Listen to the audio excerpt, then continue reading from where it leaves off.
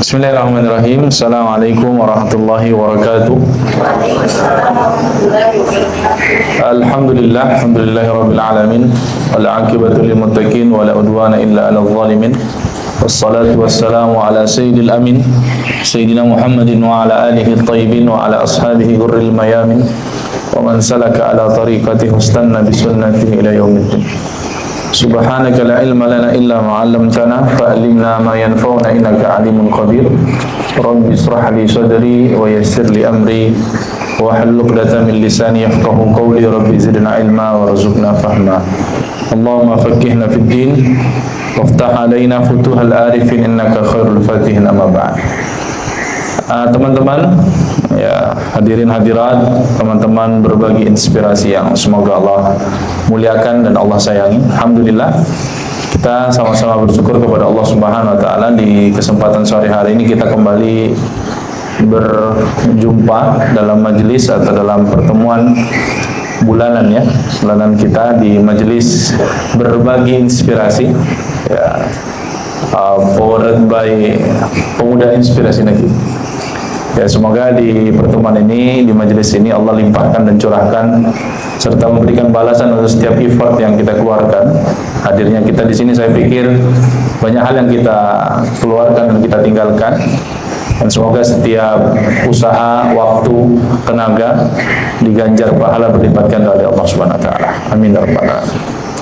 Teman-teman semuanya, kita di sore hari ini ingin melanjutkan apa yang kemarin kita bahas di bulan sebelumnya, dan kemungkinan ini bulan terakhir, dalam arti pertemuan terakhir sebelum Ramadan, karena di Ramadan kita mungkin libur karena ada kegiatan yang lain dan saya juga mungkin tidak bisa membersamai. Jadi saya ingin manfaatkan momentum di bulan Sya'ban, kita ada di bulan Sya'ban, ya, bagian dari mempersiapkan diri untuk menyambut bulan suci Ramadan, ya. Di pertemuan sebelumnya kita sudah singgung soal terkait beberapa hal terkait persiapan untuk menyambut bulan suci Ramadan. Dan yang paling penting itu adalah menyambut bulan suci Ramadan dengan ilmu. Ya, karena dengan ilmu yang cukup, ini salah satu perangkat yang paling penting agar ibadah Ramadan kita sempurna dan baik. Maka dulu diriwayatkan orang-orang sebelum kita itu jika masuk di bulan Sya'ban itu masuk di bulan disebut bulan persiapan. Maka ada satu kalimat dari Imam Qais, ya, Amr bin Qais rahimahullah, dia mengatakan tuba liman aslaha nafsahu qabla Ramadan. Sungguh beruntung orang-orang yang mempersiapkan dirinya, membersihkan hatinya sebelum Ramadan. Karena Ramadan itu kalau saya ingin ilustrasikan seperti gelanggang laga. Dia gelanggang pertempuran besar untuk setiap kita, ya, mengalahkan hawa nafsu dan dirinya. Dan di sana terdapat banyak tawaran-tawaran kebaikan. Ya, kita seperti kita masuk di bazar itu, diskon semua. Ya, diskon semua nih bazar. Ada yang 70, ada yang 70 plus 20, ada yang 80. Ya, saya pikir kita semua senang, ya, tempat-tempat yang diskon seperti itu. Apalagi ini kan dua-dua, ya, flash sale, kita senang gitu. Tapi kebanyakan ketika orang datang ke tempat tersebut banyak yang tidak persiapan, sehingga akhirnya apa? Dia gagal memanfaatkan momentum tersebut. Ya, misalnya sore hari ini saya ada WA masuk di WhatsApp kita semuanya. Besok pagi jam 7 hari Senin jam 7 pagi akan ada pembagian uang, ya, di lapangan kota Makassar, Andi Makassar. Ya, datang jam 7, hanya jam 7 sampai jam 8, 1 jam saja. Di WA kita masuk semua sore. Ting ting ting ting ting ting ting. Diumumkan kepada seluruh warga Parepare, insya Allah besok pagi jam 7 sampai jam 8 akan dibagikan door prize, ya, uang. Bagaimana respon kita menanggapi pesan tersebut? Beraneka ragam. Ada yang percaya, wah, betul ini enggak? Nah, sebagian lain yang mungkin ada percaya, dia konfirmasi nih ke pemerintah terkait. Betul ini Pak Acak? Betul. Nanti insya Allah Pak Wali Kota langsung yang pimpin. Wah, Ada yang karena terbiasa mendapatkan kabar hoax, dia hoax ini. Nggak mau siap-siap, biar saja. Ada yang ibu-ibu, ini dilihat sambil lalu, kemudian ada yang dihapus langsung, macam-macam respon tak. Tapi ternyata besok pagi, hari Senin, ya, jam 7 pagi, betul-betul di lapangan di Makassar, wali kota sudah membawa 10 ya dump truck isinya uang semua. Warga mulai berdatangan. Sekarang pertanyaan saya, siapa yang paling banyak mendapatkan uang di hari itu? Siapa yang paling banyak dapat uang? Siapa? Hah? Siapa yang berpotensi paling banyak membawa pulang uang siapa? Yang paling persiapan. Karena dia percaya. Jadi respon persiapan kita itu tergantung berbanding lurus dengan bagaimana kita percaya dengan berita tersebut. Betul? Ya. Tadi yang percaya, ini betul-betul nih, karena dia dengan informasi yang sudah dapat, dia konfirmasi ke pemerintah setempat, dia bawa apa? Ada yang bawa tas. Yang bawa tas pulang bawa berapa uangnya? 1 tas. 1 tas cukup paling kan, dia agak ragu-ragu. Tapi ada yang bawa mobil apa? Toyota Rangga itu yang baru keluar, 3 biji dia langsung beli, langsung diangkut semua uangnya. Dia pulang dapat uang sebanyak 3 truk. Ada yang pulang cuma bawa kantong kresek, ibu-ibu habis pulang belanja dia rame-rame, dia cuma dapat 2 kantong kresek. Ada yang cuma tidak bawa apa-apa, akhirnya cuma memenuhi apa? Kantong yang ada di bajunya saja. Ya, ada yang tidak datang dan dia tidak dapat apa-apa. Ilustrasinya seperti itu, teman-teman. Ramadan itu bulan di mana setiap kebaikan itu betul-betul Allah limpahkan, Allah curahkan. Tapi kita keluar Ramadan dapat berapa banyak kita dapat berbanding lurus seberapa besar keyakinan tak dan seberapa kuat persiapan tak. Dapat ini gambarannya? Ya, jadi Ramadan itu kata Allah bulan maghfirah. Ya, bulan ampunan, pintu surga dibuka, pintu neraka ditutup, jin dan setan dikurung. Ya, pahala dilipat gandakan, dosa dihapuskan. Tapi banyak kata Nabi yang keluar Ramadan tidak dapat apa-apa. Kenapa? Satu, pasti keyakinannya terhadap Ramadan tipis ataupun sedikit, sehingga dia gagal memanfaatkan momentum itu. Dan saya harap kita tidak seperti itu. Ya, kita tidak seperti itu. Maka di momentum kali ini kita mau mempersiapkan diri ya, agar menyambut Ramadan di tahun ini 1446 Hijriah ini benar-benar dengan baik, ya, lebih baik daripada tahun-tahun yang pernah kita lewati. Maka dari itu kita sudah bahas di pertemuan sebelumnya terkait beberapa hal, terkhususnya terkait keilmuan. Ya, Ramadan itu apa, puasa itu apa, pembatalnya bagaimana, yang menyebabkan sahnya puasa itu apa. Karena jangan sampai kita hanya sekedar mendapatkan lapar, dahaga, timbangan turun, tapi amal soleh tidak nambah. Ya, maka di kesempatan kali ini saya ingin mulai di ayat yang sering dibacakan surah Al-Baqarah, ya. Ya, 183, 184. Mungkin ada yang mau baca? Arul, ya. Amka Arul.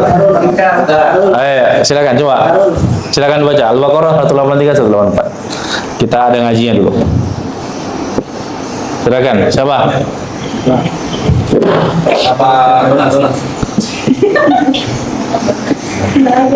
Ada mana mik kalau deh. Nah, ini Amka ya. Ya, kasih bagus suara tamu kan. Didengar banyak orang ini. 183, 184. Sudah Ustaz. Al-Baqarah. Ya, Al-Baqarah 183, 184.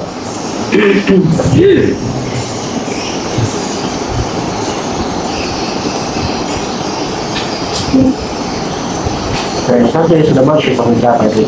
Dapat Ji?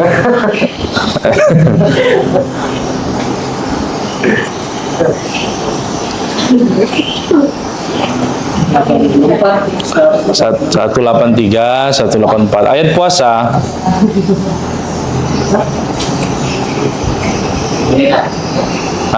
Kasih yang dapat duluan, kasih nih. Maghrib nih. Ayo enggak baca Ki. Bismillahirrahmanirrahim. A'udzu billahi minasyaitonir rajim.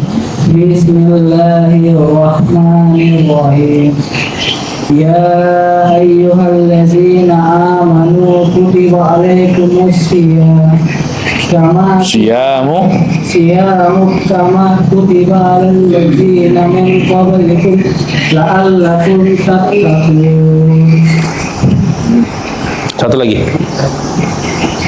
Ayyamun ma'dudat faman kana minkum maridan aw ala safarin Fa'iddatun fa'iddatun min ayyamin ayyamin ukhar. Ukhar. Ukhar. Kalau wakaf ukhar. Cara membacanya kalau wakaf ukhar. wa ala allazi Wa 'alal ladzi وعلى الذين يطيقونه فدية طعام مسكين فمن تصوع tatawwa'a. Tatawwa'a. Tatawwa'a. Perhatikan. Tatawwa'a.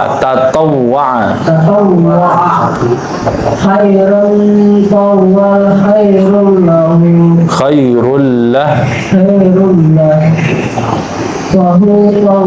wa an tasumu wa an tasumu.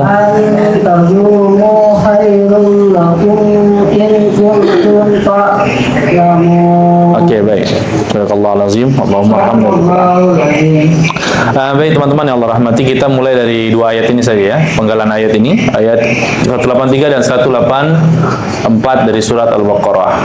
Biasanya di mimbar-mimbar kultum, para ustadz, penceramah pasti mengangkat ini di hari-hari awal Ramadan itu. Dan untuk mengingatkan salah satu kewajiban kita sebagai umat Islam untuk menjalankan puasa Ramadan. Di ayat 183, ayat ini menegaskan tentang satu kewajiban ya bagi kita di bulan Ramadan, yaitu untuk kewajiban puasa. Maka setiap muslim mukallaf sudah balik berakal, dia wajib menjalankan puasa Ramadan. Ya. Dan Allah mengatakan dalam ayat ini, kewajiban ini bukan hanya berlaku bagi umat Rasulullah SAW. Ini sudah berlaku bagi umat-umat sebelumnya. Kama kutiba 'alal ladzina min qablikum. Ya, umat-umat sebelumnya puasa tidak puasa. Ya, ada syariat berpuasanya. Tapi apakah persis di bulan Ramadan? Tidak disebutkan. Ya. Sedangkan Ramadan sendiri, puasa Ramadan itu disyariatkan, dijalankan Nabi SAW itu di tahun kedua Hijriah. Ya, baru disyariatkan di tahun 2 Hijriah. Ya, maka dalam beberapa hadis disebutkan itu, hadis Ibnu Umar misalnya. Nabi SAW mengatakan bunyal Islamu ala khams. Islam itu dibangun dengan 5 pondasi. Kenapa disebut pondasi? Ya, rumah ini tidak akan berdiri kalau tidak ada pondasinya. Begitu juga dengan Islam. Islam itu tidak berdiri kalau tidak ada pondasinya. Apa pondasinya? 1, syahadatu an la ilaha illallah. 1 syahadat. 2, wa iqamis salah, mendirikan salat. Wa ita'iz zakah, mengerjakan membayarkan zakat. Wa hajjil bait, yang keempat haji. Yang kelima wa shaumi Ramadan. Loh, di hadis ini kenapa puasa di terakhir? Karena memang menurut banyak ulama mengatakan haji itu duluan disyariatkan baru puasa. Tapi dalam riwayat lain disebutkan iqamis shalah wa ita'iz zakah ya wa shaumi Ramadan wa hajjil bait liman istata'a ilaihi sabila. Dalam hadis lain urutannya sebagaimana yang kita hafal dalam rukun Islam: syahadat, salat, puasa, zakat, haji bagi yang mampu. Nah, jadi intinya adalah di ayat 183 ada beberapa poin yang perlu kita tangkap. 1, puasa ini diwajibkan bagi orang Islam. Non-muslim tidak wajib puasa. Ya, hanya yang beriman, yang muslim yang wajib puasa. Itu satu, poin pertama. Poin kedua, syariat puasa ini sudah ada di umat-umat sebelum kita. Ya, tapi persisnya seperti apa Allah tidak sebutkan. Dan poin ketiga, tujuan puasa ini bukan buat kita kurus saja. Ya, bikin timbangan turun, enggak. Ya, atau diet, bukan. Atau wartajil, enggak, Ji. Tujuan berpuasa kita itu apa? La'allakum tattaqun. Dia salah satu perangkat yang Allah jadikan untuk kita menjadi hamba yang lebih baik. Makanya salah satu hikmah dari puasa itu adalah agar kita punya perasaan yang sama dengan orang-orang yang tidak punya.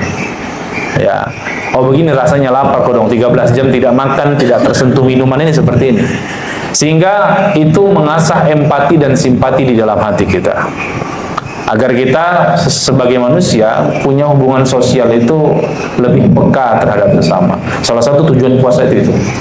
Dia mengasah bukan hanya spiritual tapi sisi sosial kita. Ya, oh ternyata orang yang kelaparan begini rasanya. Dan kita syukur teman-teman ya, di Indonesia itu cuma 13 jam puasanya. 13 jam sih. Mulai jam 5 nanti buka jam 6 ya, atau kadang jam 4. Kurang lebih 13 jam. Atau bahkan 12 jam ke 13 jam. Ada di negara-negara tertentu puasa itu panjang. Bahkan sampai misalnya di Saudi itu 16 jam. Ya. Makin ke utara, apalagi itu bertepatan dengan musim panas itu bisa 18 jam seperti di Inggris. Jadi kita ini masih oke nih, 13 jam itu masih. Ada yang 18 jam. Ada bahkan lebih dari itu seperti di Islandia, Norwegia. Semakin utara, semakin musim panas, dia semakin panjang. Ya, jadi ada 3 poin yang Allah sebutkan yang bisa kita tangkap dari surat Al-Baqarah 183 ini. Tapi sebenarnya yang saya ingin tekankan di poin 184. Ya. Puasa itu kan memberatkan. Ya, kita harus akui sebagai manusia kita disuruh tidak makan, tidak minum. Ya, dan bukan hanya tidak makan dan tidak minum, kita harus menahan semua hal yang membuat puasa kita batal. Ya.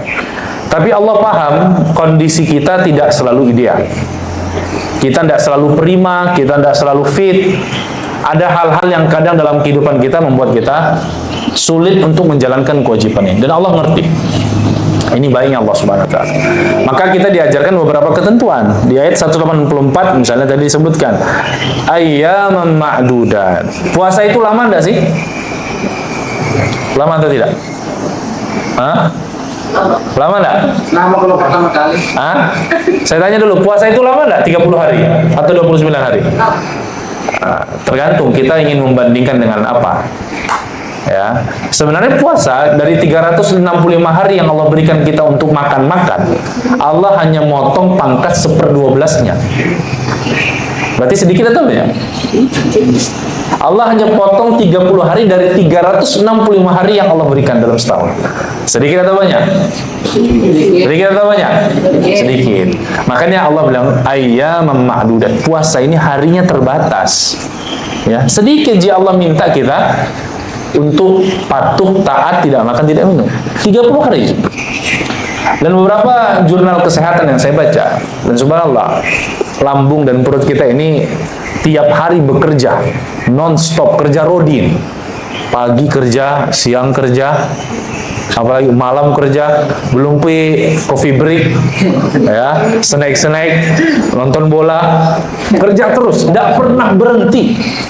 Bayangkan itu bagaimana sistem pencernaan ini Allah ciptakan, ya, pekerjaannya luar biasa. Dan menurut beberapa jurnal kesehatan itu dia menjelaskan begini. Lambung kita itu atau sistem pencernaan kita butuh istirahat. Butuh istirahat. Dan subhanallah, itu katanya disebutkan kesimpulannya adalah, dan itu paling tidak dalam 1 tahun ada waktu jeda dia bekerja atau rentang istirahatnya cukup panjang. Ya, di angka 10 jam per hari. Dan itu adalah puasa. Ya, makanya sebenarnya semangat puasa itu adalah semangat mengontrol hawa nafsu kita untuk mengistirahatkan raga kita. Agar istirahat, kasih jeda ini usus 12 jari, usus halus, lambung bekerja. Makanya keliru sebenarnya kalau puasa, apalagi puasa hari pertama, kedua, balas dendam. Ada steler di situ, jalan kote di sini, ST, apalagi es buah, akhirnya tarawih tidak kuat. Itu keliru. Karena sebenarnya justru itu momentum kita harus tahan-tahan, ya, istirahat. Nah, makanya puasa itu bukan sekedar memindahkan makan siang ke makan malam, ya, sarapan di waktu sahur. Jadi itu proses pengendalian diri, ya, pengendalian diri. Jadi puasa itu cuma sebentar, teman-teman. Dan makna kedua dari ayat ma'dudan ini adalah tadi Nabi SAW katakan puasa ini bulan mulia. Ya, nilainya berbeda di hari-hari yang lain. pahalanya berlipat ganda. Senyum di bulan puasa berbeda dengan senyum di luar puasa, nilainya beda. Karena orang lapar itu sulit tersenyum. Ya. Maka kalau bisa tetap tersenyum ketika ketemu orang, nilainya berbeda. Karena al-ajru ala qadril masyaqqah. Suatu ibadah atau kebaikan itu tergantung sisi beratnya. Semakin berat pahalanya semakin besar. Ya, Ramadan itu ya kita tuh loyo, ya lemah. Tapi semakin kita bergerak, aktif, beramal, maka nilainya besar. Maka kata Allah ayyaman ma'dudat, tapi jangan sampai abaikan ini, lalai, karena dia jumlahnya terbatas, cuma 30 hari. Dan tadi kenapa saya mulai berkatakan bulan Sya'ban ini bulan persiapan. Kalau kita tidak siap-siap, ya tidak segera membiasakan diri, tidak segera menata hati, kita akan kalah di ronde pertama di bulan Ramadan. Banyak dari kita tarawihnya, puasanya di awal-awal Ramadan itu masih lambat, baca Qur'annya lambat, ya sholatnya masih keteteran, tarawihnya kekenyangan, ya subuhnya masih kelelahan, ya dan seterusnya. Kenapa? Kita tidak siap-siap. Nanti baru mungkin di hari ke-10, hari ke-12, 15 baru mulai tubuh tak terbiasa. Tapi artinya kita sudah kepotong sepertiga dari Ramadan, dari banyak kebaikan. Padahal kata Allah apa? Ramadan hitungannya terbatas, ayyaman ma'dudat. Maka saya minta ayo sama-sama di bulan Sya'ban kita siap-siap. Ya, kita tata hati kita bersihkan jiwa kita mulai atur ritme ibadah kita. Al-Quran yang mulai dicicil, zikirnya mulai ditata, sholatnya mulai didisiplinkan, agar nanti kalau Ramadan tiba langsung gaspol, ya menyala nih. Tapi kalau baru Ramadan mau dikasih menyala, lambat itu menyalanya, loyo. Tapi kalau dari Sya'ban kita sudah siapkan kayu bakarnya, satu Ramadan ya menyala nih, ya. Oke, itu ayat ma'dudat. Dan tadi saya bilang di ayat ini sebagai bentuk kasih sayang Allah kepada kita, Allah paham kondisi tak ada selalu dia. Ya, ada waktu sakit, bagi perempuan ada waktu haid. Ya, sebagian dari kita ada yang hamil, ada yang menyusui, ya, ada yang berpergian. Allah paham. Dan Allah baiknya sama kita, dia memberikan tanggung jawab, kewajiban, tapi Allah juga berikan solusi hal-hal yang memang menyulitkan kita. Makanya Nabi Allah Subhanahu wa taala berfirman, "Faman kana minkum maridha," barang siapa yang sakit, au ala safarin, atau sedang berpergian, fa iddatun min ayyamin ukhra. Ini ketentuan pertama. Maka barang siapa yang sakit, ya, maka di sini adalah ketentuannya fa iddatun min ayyamin ukhra. Iddah itu apa artinya? Dia qadha di hari lain. Maka satu, ya, orang yang sakit wajib qadha. Ibu-ibu, bapak-bapak yang hadir di sini, misalnya di bulan Ramadan kemarin ada kala puasa tak, ya, 1 hari, 2 hari, 3 hari demam, ya, maka dia boleh ganti di luar Ramadan. Ya, ini ketentuan pertama. Maka sakit termasuk sesuatu yang membuat kita boleh tidak berpuasa. Tapi pertanyaannya adalah sakit apa ini? Ya, kalau jerawatan sakit nggak? Sakit. Bisul sakit nggak? Sakit hati? Sakit juga. Apakah itu sakit yang dimaksudkan dalam ayat ini? Tidak. Ini sakit yang memang membuat kita berat untuk berpuasa.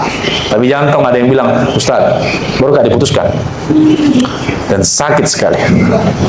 Ya, dan saya tidak mau makan gara-gara itu. Wah, ini bukan itu ya. Ya, bukan sakit yang ini sakit yang memang apa? Yang membuat kita berat puasa. Contoh, demam tinggi. Itu berat puasa. Maka kita tidak wajib puasa, boleh berbuka. Tapi ketentuannya apa? Ganti di hari lain. Ya, nah ini satu. Tapi kalau sakitnya cuma sakit keseleo, ya, apalagi tadi sakit mata, ya, bisulan, itu tidak mempengaruhi kemampuan kita untuk berpuasa. Maka itu bukan sakit yang diizinkan untuk tidak berpuasa. Ya, ini ketentuan pertama. Sakit terbagi menjadi 2, teman-teman. Satu, sakit yang berpotensi sembuh. Ya, sakit yang berpotensi, demam, mungkin sembuh enggak? Mungkin. Apalagi yang mungkin sakit pusing, nah, mungkin sembuh. Ada juga penyakit yang tidak berpotensi sembuh. Contoh, tapi ini dengan by vonis dokter ya. Ini mungkin sudah jantung koroner, stadium 3. Ya, atau penyakit yang parah lah. Yang kata dokter, jangan Ki puasa Pak. Kalau puasa Ki, mati Ki. Ya, misalnya begitu. Karena dia harus konsumsi obat misalnya, tidak boleh putus. Ada beberapa penyakit yang obat itu tidak boleh putus, harus terus dikonsumsi setiap hari. Ya. Yang artinya dia kesulitan, tidak bisa berpuasa karena sakit berat itu, sakit berat, kategori sakit berat. Dan ini berdasarkan keterangan ahli. Maka orang seperti ini boleh puasa enggak? Ya enggak boleh kan, membahayakan dirinya. Maka dia tidak berpuasa. Tapi enggak mungkin diganti juga di hari yang lain. Karena di hari yang lain dia tetap sakit. Maka yang demikian dia nanti wajib membayar fidyah saja. Ya, fidyah itu apa? Fidyah itu memberikan makan fakir miskin 1 hari puasa kala 1 orang. Sebenarnya ukurannya adalah ukuran mud, 1 mud 1 hari. Kalau konversi beras itu di angka ya 7 ons, 700 gram untuk 1 hari kala puasa. Ya. Tapi kalau menurut Basnas itu boleh dalam bentuk makanan komplit, lauk, nasi, sayur, es teh, nasi padang lah. Nah, gampangnya gitu. 15.000, 20.000 per 1 hari. Termasuk sakit ini adalah kategori orang tua yang sudah lemah. Ya, masih ada orang tua mungkin usia 65, 70, 80 sudah loyo nih. Ya, enggak mampu lagi puasa. Jangankan untuk puasa dari pagi sampai sore. Ya, dia jam 7 sudah bisa sarapan, jam 10 bilang makan kak lagi. Enggak bisa nak makan. Nah, orang begini bagaimana? Apakah wajib puasa? Enggak wajib puasa. Karena dia sudah kategori tua dan lemah. Karena begini teman-teman, orang hari ini tua, 80 misalnya. Tahun depan berapa usianya? 81. Sekarang pertanyaannya, makin lemah atau makin kuat? Makin lemah. 81 makin loyo itu. Ya. Maka dia tidak punya kesempatan untuk mengganti puasanya. Maka dia tidak wajib puasa, cukup membayar fidyah. Bisa dipahami ini? Sekarang saya tanya dulu, yang masih ada kala puasanya sampai hari ini belum dibayar? Ada? Ada? Bayar memang. Ya. Karena bulan Sya'ban ini bulan terakhir. Ya. Kalau sampai Ramadan berikutnya tidak dibayar, dosa. Ya. Kali 2 bisa-bisa kalau sengaja. Ya. Maka Sya'ban ini kesempatan untuk mengganti puasa. Ya, bayar memang nih. Jangan alas-alasan. Karena kata istri Nabi Aisyah, saya, ini khusus perempuan kan biasanya haid nifas, itu kami diperintahkan atau saya biasanya menggantinya di bulan Sya'ban. Ya, jadi yang masih ada kala puasanya bayar memang. Iya, Ustaz. Ya, karena kalau enggak neraka nanti. Oke, ini ya. Jadi pertama ketentuan puasa itu yang perlu kita pahami adalah kita nanti kalau sakit, ya dalam kondisi sakit dengan sakit yang memberatkan kita puasa, kita boleh nggak puasa. Ya, tapi dengan sakit tadi yang membuat kita berat untuk puasa. Ketentuannya adalah diganti di hari lain. Ini yang pertama. Yang kedua, au ala safarin, orang yang melakukan perjalanan. Ya, seperti bunda kita dinas ya Makassar, kemana ke daerah, atau teman-teman yang misalnya nanti mungkin bulan Ramadan temani Syekh kemana, Endreka, Pinrang dekat Haji. Ya, kalau saya kalau jauh-jauh, safar ini kayak seperti saya ini safar, statusnya musafir. Makassar Parepare 120 kilo. Ya, saya boleh mendapatkan privilege beberapa hal. Salah satunya mengqashar sholat dan menjamak sholat. Jadi saya dapat diskon 50% dari sholat saya yang saya bisa kerjakan. Zuhur 4 dapat korting 50%. Saya kerjakan 2 saja. Asar 4 korting 50%, 2 saja. Bahkan saya boleh menggabungnya. Ya, dalam satu waktu, namanya jamak, sholat jamak. Dan itu hanya diberikan untuk orang-orang yang statusnya musafir. Khusus di bulan Ramadan, orang-orang yang musafir ini juga dapat privilege lah, kalau kita bilang. Kemudahan dan keringanan dari Allah. Maka bagi teman-teman yang musafir di bulan Ramadan, ya bukan berarti jadi alasan untuk tidak puasa. Ya, maksudnya bukan jadi alasan kalau puasa Anda mau di rumah saja, mager kain, di rumah pokoknya. Anda mau ke mana-mana. Enggak produktivitas. Enggak. Ramadan tetap tidak mengganggu produktivitas kita. Dan di sini Allah paham ada orang-orang di antara kita yang tetap harus beraktivitas jangkauannya jauh. ya perjalanan jauh, dan dia harus mau tidak mau harus lakukan itu. Maka bagaimana ketentuannya? Jika memang memberatkan, dia boleh tidak puasa. Ketentuannya sama, nanti diganti di luar bulan Ramadan. Tapi minimal jaraknya berapa? Minimal jarak paling tidak 85 kilo. Ya, kurang lebih Makassar Baru atau Parepare Maros. Kurang lebih 85 kilo. Kalau sudah 85 kilo, kalau sini Sidra berapa kilo? Cuman 30, berarti belum. Sini Pinrang 25 berarti belum. Ya. Jadi harus 85 kilo minimal. Maka kalau sudah jarak tempuh tak P, bukan TP ya, P saja perginya sampai 85 kilo, maka status tak musafir. Boleh enggak puasa? Boleh. Keringanan ini. Tapi ya kadang kita mikirkan, malu kalau ke Makassar masa enggak puasa. Ya. Tapi ini keringanan, artinya ini boleh. Tapi mau kita puasa boleh enggak? Juga boleh. Ya, kalau mau kita tetap puasa silakan. Kalau kuat silakan. Nah, mau juga ganti nanti, tidak ada temanku puasa. Ya, lebih baik sekarang puasa, boleh. Apalagi sekarang mulai transportasi, misalnya mudah naik kereta, naik pesawat ke Jakarta lebih 1000 km. Ya, tapi nyantai naik pesawat. Tapi kalau saya misalnya milih tidak puasa, boleh enggak? Boleh. Maka jangan mudah menghakimi orang kalau ketemu di bulan puasa, terminal, pelabuhan, bandara, ada orang nenteng minuman. Jangan, ini memang musafir. Ya memang tidak puasa, dia tidak puasa apa mioseng, mengomel sendiri. Dia puasa banyak mengomel lagi, ya, itu kurang pahala tak itu. Tidak puasa, besarnya lagi badannya. Ini namanya musafir. Boleh jadi dia musafir dan dia tidak wajib puasa. Ya, karena itu memang tempat-tempat banyaknya musafir. Jadi pahami dengan baik. Tapi kalau misalnya kita memilih puasa, dan saya biasanya kalau safar itu memilih tetap puasa karena tidak berat, ya ringan, naik pesawat, naik mobil atau naik bis, enteng sih. Nah, apalagi tinggal tidur, dan itu tidak berat dan itu tidak apa-apa. Tapi kalau ada yang membatalkan, boleh tidak? Boleh.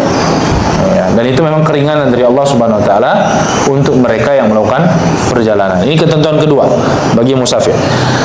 Kemudian faman kana minkum maridan aw ala safarin fa iddatun min ayyamin ukhra wa 'alal ladzina yutikunahu fidyah. Sedangkan ketentuan kedua ada namanya ketentuan fidyah. Bagi siapa ini ketentuan fidyah? Ini orang-orang yang sudah tidak mampu lagi berpuasa. Ya. Tadi pertama kita sudah sebutkan, satu adalah orang yang sudah tua renta. Dia tidak mampu puasa, maka dia tidak wajib puasa lagi. Tidak wajib qadha juga.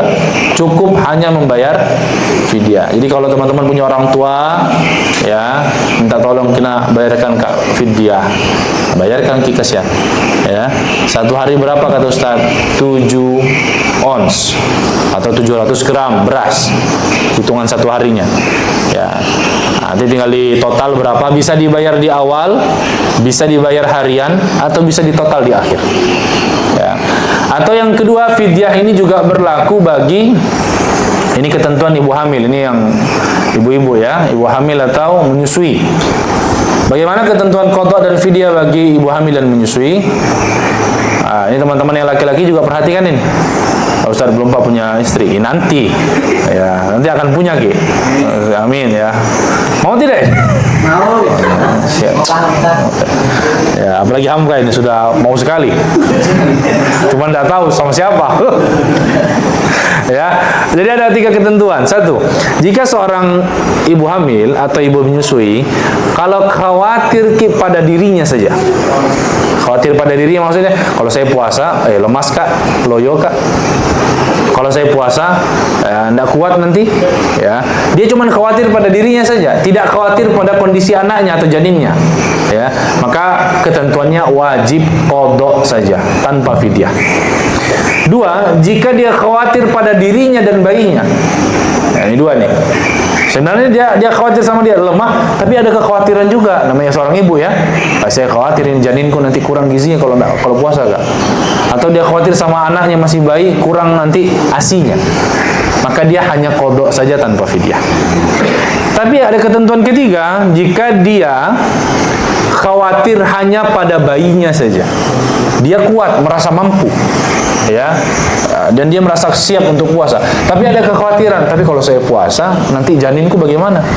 Ya, kata dokter saya harus punya asupan gizi yang cukup. Atau dia menyusui, takut nanti anaknya tidak mendapatkan ASI yang cukup. Maka karena faktor ini faktor bayinya saja, dia kena dua, wajib qadha plus fidyah. Dia wajib qadha plus nanti kena fidyah untuk hitungan harinya. Bisa dipahami ini? Paham dah ini? Pahamkah? Terbayang? Paham. Baik ya? Baik. Ya, ini memang ilmu terkait puasa ya. Ini bekal ilmu yang baik untuk puasa.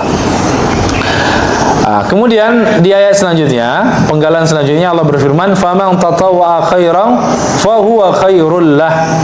Ya. Dan di sini sebutkan ini tentang puasa sunnah ya. "Faman tatawwa'a khairan fahuwa khairul lah." Barang siapa yang puasa sunnah, maka itu baik baginya. Ya.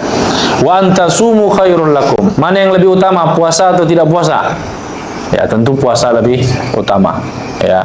Dan di sini juga ada pilihan tadi kalau misalnya kita safar, mana yang lebih utama? Kita puasa atau tidak puasa? Sebagian ulama mengatakan puasa lebih utama jika mampu menjalankannya. Wa antasumu khairul lakum in kuntum ta'lamun.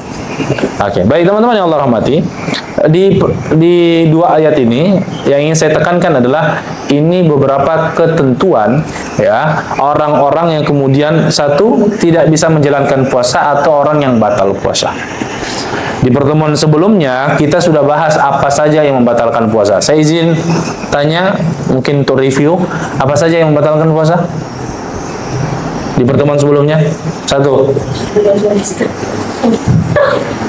Itu jaringan berhubungan suami istri. Astagfirullah. Yang umum dulu, yang umum. Makan dan minum dengan sengaja. Ya, makan dan minum dengan sengaja. Ya, itu membatalkan puasa. Sebenarnya kalimat yang lebih lugas adalah masuknya segala sesuatu padat, cair, keras, lembek, ya, besar, kecil ke dalam rongga tubuh kita melalui jalur terbuka. Apa itu jalur terbuka? Mulut, apa lagi? Hidung, mana lagi? Telinga, apa lagi? Mohon maaf, kubul, depan, dubur, belakang. Maka masuk segala sesuatu ke dalam kerongkongan bagian dalam, ini jauh namanya, rongga bagian dalam, itu membatalkan puasa. Maka termasuk di-include di dalamnya makan, minum. Kalau cuma di rongga mulut, batal enggak? Kumur-kumur. Hah? Kumur-kumur. Nah, bagus pertanyaannya. Ya. Kumur-kumur di mana enggak? Tidak. Sampai tertelan enggak? Saya tanya lagi dulu. Sampai tertelan enggak? Kalau saya tertelan Ustaz, batal berarti. Hah? Tertelan enggak? Apa maksud saya? Kalau kumur-kumur itu di mana? Tempatnya di mana? Rongga mulut kan? Tidak boleh sampai tenggorokan. Makanya orang berpuasa itu tidak boleh berlebihan kumur-kumurnya. Sekedarnya saja. Apalagi kalau saya perhatikan tahun lalu itu. Kumur-kumur 3 kali, keluar cuma 2 kali. Itu batal puasanya. Ya. Nah, itu batal itu. Ya. Jadi kalau kumur-kumurnya 3 kali, keluarnya cuma 2 kali, itu batal itu. Tidak sengaja, Ustaz. Tidak ada sengaja. Karena memasukkan itu sengaja sudah. Ya, itu batal ya. Termasuk biasanya pertanyaan ibu-ibu begini, Ustaz, bagaimana mau cicip sayur? Nah, ini pertanyaan yang sangat dekat dengan ibu-ibu ini. Bagaimana Ustaz, aku takut ini kurang asin, kurang manis. Apalagi kalau orang puasa kadang agak lambat berpikirnya. Tadi sudah dia taruh garam, pergi kemana? Sudah belum di garam tadi ini. Mau dicicip nggak berani. Boleh mencicip, tapi satu sedikit. Namanya untuk merasa itu di lidah, Bu ya. Jadi sini ya. Pakai sendok teh kecil. Jangan pakai sendok sayur. Kalau pakai sendok sayur itu lapar. Itu namanya apa? Lapar kalau pakai sendok. Dia pakai sendok di lidah saja. Oh, kurang asin. Oh, kurang manis. 2, jangan ditelan. Keluarkan. Oke, boleh cicip, ya, boleh cicip. Asal jangan ditelan. Karena kalau masih di rongga mulut, tidak sampai tertelan, tidak batal. Tapi jangan sampai ada yang tanya, Ustaz, kalau kumur-kumur pakai Coca-Cola? Kan kumur-kumur, Ji. Nah, ini pertanyaan yang apa? Ngawur-ngawur ya. Ya, intinya kita harus hindari segala hal yang berpotensi, 1, merusak puasa kita, 2, membatalkan puasa kita. Makanya hal-hal yang kayaknya saya batal ini kalau kulakukan gini, maka jangan dilakukan. Ya, misalnya kadang pertanyaan, berenang boleh nggak Ustaz? kalau Ramadan. Sebenarnya boleh, tapi perlu dicurigai diri kita. Jangan-jangan nanti mengamalkan sebagaimana peribahasa, menyelam sambil minum air. Nah, kalau memang berpotensi membatal, maka jangan lakukan itu. Ya, jadi segala hal yang berpotensi membatalkan puasa kita jangan dilakukan. Termasuk kemarin saya berikan contoh juga beberapa hal yang kontemporer. Contoh ya, menggunakan namanya nitrogliserin itu sebagai obat hisap. Ya, misalnya ditaruh di bawah lidah kan, kemudian dia nanti mengurai, nah itu akan masuk ke dalam dengan sendirinya, maka itu batal. Termasuk juga menggunakan pumping ya pokoknya itulah ya, untuk mengurai bronkitis kita, dia faktor ada nama alatnya, saya lupa namanya apa, atau asma segala macam. Tapi ada juga cuma untuk menyegarkan pernapasan saja, itu juga ada zat yang masuk, maka itu batal. Ya, termasuk juga obat-obatan yang diinjeksikan melalui dubur ataupun kubul. Ada ya obat-obatan itu juga batal. Nah, jadi hal-hal seperti ini teman-teman, ini basic sekali untuk kita pahami. Jangan sampai puasa tak lapar haus tanpa diketahui ternyata batal. Ya. Dan yang kedua yang perlu dipahami, soalnya masuk segala sesuatu dalam tubuh kita dengan faktor apa? Sengaja. Kalau lupa bagaimana? Nah, kemarin kita sudah bahas kan, makan minum kalau lupa batal enggak? Batal enggak? Tidak. Jawab, batal enggak? Tidak. Tidak. Kalau banyak? Batal. Hah? Kalau lupa, banyak tapi lupa, batal enggak? Tidak. Nah, asal benar-benar lupa, bukan pura-pura lupa. Meskipun sulit kalau banyak dibilang lupa, karena biasanya sedikit jika lupa. Nah, kalau banyak satu piring nasi goreng, ST 2 gelas, wah ini pasti teman tak curiga, nggak mungkin lupa kawan ini, saudara satu ini, lupa kekesian, langsung dia tambah lagi. Ya, enggak ya. Dan yang kedua yang membatalkan puasa tadi, ya, jadi kalau orang misalnya lupa makan, maka dia batal, wajib diganti. Yang kedua tadi yang membatalkan puasa juga adalah apa? Jima, melakukan hubungan suami istri. Ya, ini baik istri sendiri ataupun istri orang sama. Pokoknya intinya adalah aktivitas seksual. Mohon maaf, saya ingin jelaskan ini agak rinci agar kita pahami. Jadi maksudnya, mohon maaf, ya zakar ke dalam farj dengan kadar minimal kepala zakar masuk ke dalam vagina. Kadar minimalnya itu. Maka kalau sudah masuk itu maka disebut sudah sebagai jima. Kalau dia bukan suami istri disebut zina, meskipun cuman kadarnya masuknya kepala zakar saja. Dan ini ketentuannya berat teman-teman. Dia tidak hanya menyebabkan puasa tak batal. Puasa tak satu batal, jelas. Dua, dosa besar. Apalagi dengan ketentuan dengan istri orang. Ya, dosa besar sekali. Yang ketiga, tidak hanya batal, tidak hanya dosa, tiga, wajib diganti. Empat, terkena kafarah. Kafarah itu apa? Ya semacam punishment tambahan. Ya, hukuman tambahan. Apa itu? Satu, memerdekakan budak. Hari ini tidak ada. Tinggal dua. Satu adalah puasa 2 bulan berturut-turut. Ya, 2 bulan berturut-turut. Ya. Yang ketiga, pilihan kedua, kalau tidak mampu bagaimana Ustaz? Memberikan fakir miskin makan 60 orang. 60 orang. Jadi ada ceritanya tentang kasus ini. Sebagaimana diriwayatkan Imam Bukhari dan Muslim, ada seorang sahabat Nabi SAW datang kepada Nabi SAW dalam kondisi yang gelisah, sedih, ya, kecewa dengan dirinya sendiri. Ya, kemudian datang, ya Rasulullah, halaktu, celaka mak. Langsung Nabi SAW tanya, kenapa ki celaka? Aku gauli istriku di siang hari bulan Ramadan. Ini seperti pengantin baru. Ya, makanya jangki menikah di bulan Ramadan atau di bulan Sa'ban, berbahaya. Ya. Langsung kata Nabi SAW, a'ti raqabah. Nabi tidak marah, Nabi tidak marah. Ini ada orang melanggar, ya, melanggar aturan Allah. Nabi santai saja. Kata Nabi, tapi dia sudah jujur mengakui, saya salah ini, keliru. Ya, saya sudah keliru ya Rasulullah, saya melakukan pelanggaran. Ya, Nabi tidak marah, tidak caci maki, tidak, biasa saja Nabi SAW. Ya sudah, solusinya satu, merdekakan seorang budak. Dia mengatakan, ya Rasulullah, saya tidak punya budak. Kalau begitu kata Nabi, sum sahrani mutatabi'an, puasa 2 bulan berturut-turut. Langsung Nabi SAW katakan, ya, kata dia begini, ya Rasulullah, bagaimana nih 2 bulan berturut-turut? Nah ini 1 bulan saja bolong kak. Oh, ya. Lebih paham ini. Wah, ya sudah. Kalau begitu berikan makan fakir miskin 60 orang. Tabi Nabi SAW. Saya ini orang miskin. Ya, tidak bisa kasih makan orang miskin 60 orang. Nah, saya miskin. Langsung, ya aduh, ini repot ini. Ini sudah sudah miskin, banyak tingkah, ya. Akhirnya Nabi SAW bilang begini. Ya sudah, begini saja. Dipanggil sahabat, ada seorang sahabat menenteng satu kantung kurma, diambil itu kurma. Kata Nabi, bawa maki ini, pulang ke kampung tak, cari orang paling miskin di kampung tak, sedekahkan ini. Langsung dia masih interupsi lagi, ya Rasulullah, mohon maaf, tapi Nabi, saya nih orang paling miskin di kampungku. Ya, Nabi akhirnya tertawa, ya, sampai terlihat di geraham. Ini unik ini orang, sudah miskin, nekat.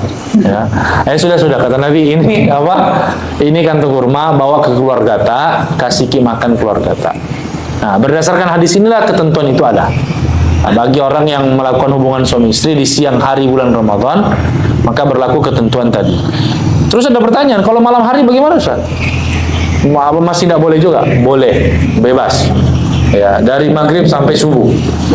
Ya, Allah berfirman, "Uhilla lakum lailatus siyam rafathu ila nisaikum." Ya, kalau malam hari boleh. Ya. Tapi kalau jomblo jangan. Ya, ini yang sudah berkeluarga. Iya, Ustaz. Terus ada juga yang tanya, Ustaz boleh nggak istri dijadikan menu berbuka puasa? Itu yang ketawa paling keras itu yang paham itu. Ya, boleh ya. Tapi usahakan cukupkan cairan tubuh dulu. Ya, minum. Ya.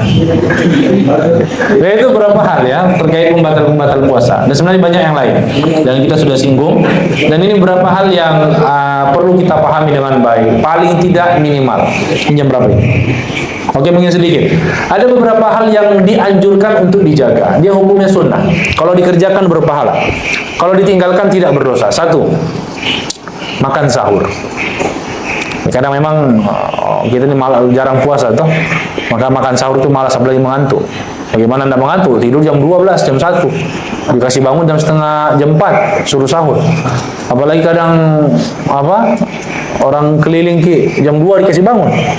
Ya, disuruh makan sahur. Jadi sahur itu kata Nabi berkah. Ya. Sahur itu jangan dipahami harus makan banyak besar, enggak.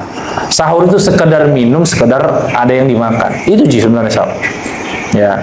Makanya kalau teman-teman misalnya berat untuk makan sesuatu yang banyak atau besar, maka cukup makan roti 1 keping mungkin. Ya, kemudian minum 2 gelas, 1 gelas, maka itu sudah dikatakan sahur dan kita dapat berkahnya itu. Ya, makanya kata Nabi bersahur maki karena di dalam sahur ada keberkahan. 2, sahur itu dianjurkan agak-agak last minute. Biasanya dulu kata para sahabat, kami dulu sahur di zaman Nabi itu ya interval sebelum azan subuh itu jaraknya kurang lebih sekitar 100 ayat. Ya 100 ayat itu mau dikatakan 15-20 menit lah. Ya 15-20 menit. Jadi sebenarnya ideal sahur itu ya agak mepet-mepet subuh. Ya 15-20 menit. Tapi itu makannya ya, kau persiapannya sebelum itu. Ya. Jadi kalau mau makan yang besar, jangan mepet-mepet 10 menit terakhir. Ya, karena bukan jaki taitan boykun. Ya, bisa gas sama makanan besar dalam waktu singkat. Jadi diukur memang. Tapi sunnahnya makin akhir-akhir. Kalau memang sahur tak cuma sedikit saja, cukup 1 gelas, mungkin beberapa butir kurma atau beberapa potong roti, 10 menit sebelum azan subuh itu cukup. Jadi sahur yang pertama. Sunnah yang pertama. Sunnah yang kedua adalah menyegerakan berbuka puasa. Apa maksudnya menyegerakan berbuka puasa? Kalau sudah waktunya. Dan setengah jam sebelum azan maghrib berbuka memang itu batal sebelum berbuka namanya. Namanya menyegerakan berbuka puasa adalah kalau sudah waktunya segera batalkan. Meskipun sekedar minum. Ya, mungkin kadang kita di jalan ya, apalagi kalau di Makassar itu sore hari itu rashor, macet. Orang berburu buka itu, orang pulang kantor, kadang banyak yang terjebak di jalan. Makanya kita harus standby untuk sesuatu air minum lah, gelas segala macam. Agar kalau azan sudah berkumandang, kita segera bisa batalkan. Jangan ditunda, nanti bideh. Nah, itu tidak baik. Makanya kata Nabi, umatku ini akan selalu dalam kebaikan selama mereka mengakhirkan sahur dan menyegerakan berbuka. 3. Ada menu berbuka yang direkomendasikan, recommended oleh Nabi SAW. Ya, sebenarnya ringkasnya yang direkomendasikan itu adalah yang manis-manis. Ya, maka berbukalah dengan yang manis. Yang manis di sini adalah tentu maksudnya kurma. Ya. Tapi yang lebih sempurna memang kalau yang manis ini adalah istri tercinta. Nah, sehingga manisnya double ki. Ya, karena datang itu kalau suami dia berbuka di jalan, meskipun manis itu jus alpukat, tapi tidak ada si manis ini jadi hambar itu alpukat. Bagaimana? Bagaimana kata? Ya.